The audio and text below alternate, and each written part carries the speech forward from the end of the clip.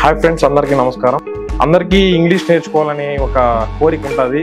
Same అదే కోరిక నాకు కూడా ఉండింది. బట్ ఎవరంటే నాకు ఏదో ఒక అద్భుతం జరిగితేనే ఒక ఇంగ్లీష్ వస్తుందనే ఒక ఆలోచన నాలో ఉండిందనమాట. ఎందుకంటే ఎన్నిసార్లు నేను ఓన్గా ప్రిపరేషన్ చేసుకున్నా, యూట్యూబ్లో వీడియోస్ చూస్ చేసుకున్నా, నా వల్ల కావడం లేదు. సో నేను ఏం చేసినానంటే ఇట్లానే వెతుక్కుంటూ యూట్యూబ్లో పోతే ఒకసారి యూట్యూబ్లో ఆంగ్ల ఎగ్జామ్ కనిపించింది. అది అమీర్పేటలో ఇంకా నాకు దగ్గరలో ఉండడం జరిగింది కాబట్టి నేను ఒకసారి వచ్చి డెమోకి అటెండ్ అయ్యాను. డెమో అటెండ్ అయినప్పుడు యాక్చువల్లీ అక్కడ 20 days ఛాలెంజ్ అని ఉండే. కానీ వచ్చినాక కలిసినప్పుడు నాకు తెలిసింది ఏంటంటే 7 days ఛాలెంజ్లో మీకు నేర్పిస్తామని. 7 daysలో నిజంగా నేర్చుకోగలుగుతామా? సరే, నాకు ఏదో సగం వచ్చు, కానీ ఇంకో సగం ఇక్కడ పూర్తిగా నేర్చుకోవచ్చు కదా అనే ఉద్దేశంతో నేను జాయిన్ అవ్వడం జరిగింది. ఇక్కడ అసలు ఇంగ్లీష్ 7 daysలలో నేర్పిస్తుంటే నేను ఆశ్చర్యపోయినా. నాకు అసలు ఏం బేసిక్స్ కింద రావు. ఇక్కడికి వచ్చిన సో 2 days అసలు కొంచెం కన్ఫ్యూజ్లోనే ఉన్నా. అసలు వస్తుందా రాదా నిజం సార్ చెప్పిందంటే 7 days ఛాలెంజ్ అంటే అసలు వస్తుందో రాదా అనుకుంటూ ఉన్నా.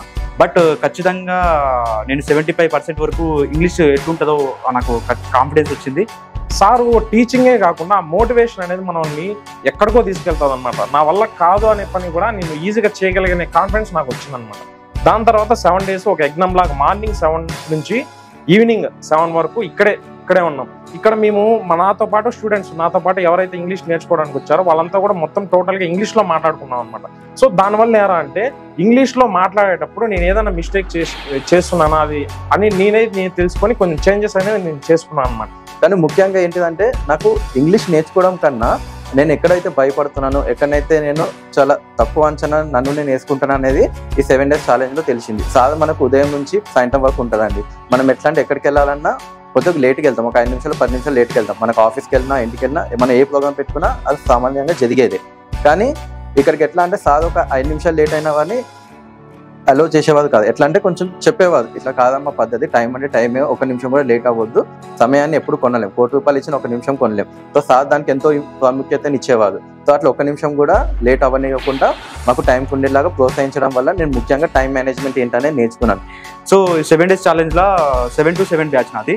సో మార్నింగ్ 7 నుంచి ఈవినింగ్ 8:30 వరకు ఉన్న రోజులు ఉన్నాయి. 3 days అట్లా ఉన్నా. సో ఎంత ఎక్కువగా ఇక్కడ ఉండి ఎంత ప్రాక్టీస్ చేస్తే అంత ఇంగ్లీష్ తొందరగా నేర్చుకుంటాము. ఒక అద్భుతము మన లైఫ్లో జరుగుతుంది, అప్పుడు నేను ఇంగ్లీష్ నేర్చుకోవాలి అనేసి అనుకుంటే ఆ అద్భుతం అనేది ఒక ఆంగ్ల ఎగ్జామ్ మాత్రమే. ఎందుకంటే నేను అంత నమ్మినాను ఇక్కడికి వచ్చినాను. నేను గత సంవత్సరం నుంచి సాఫ్ట్వేర్ జాబ్స్ ట్రై చేస్తున్నాను.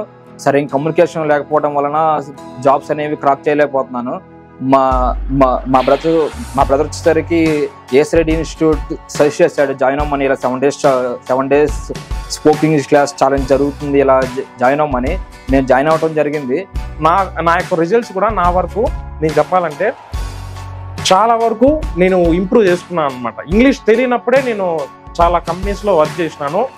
ఇప్పుడు ఇంగ్లీష్ తెలుసు కాబట్టి ఇప్పుడు ఎంత పెద్ద కంపెనీలో అయినా వర్క్ చేయగల కాన్ఫిడెన్స్ అనేది నాకు బిల్డ్ అయిందనమాట. ఇక్కడ 7 రోజుల్లో ఇంగ్లీష్ అంటే నేను ముఖ్యంగా నమ్మలేదు ఫస్ట్.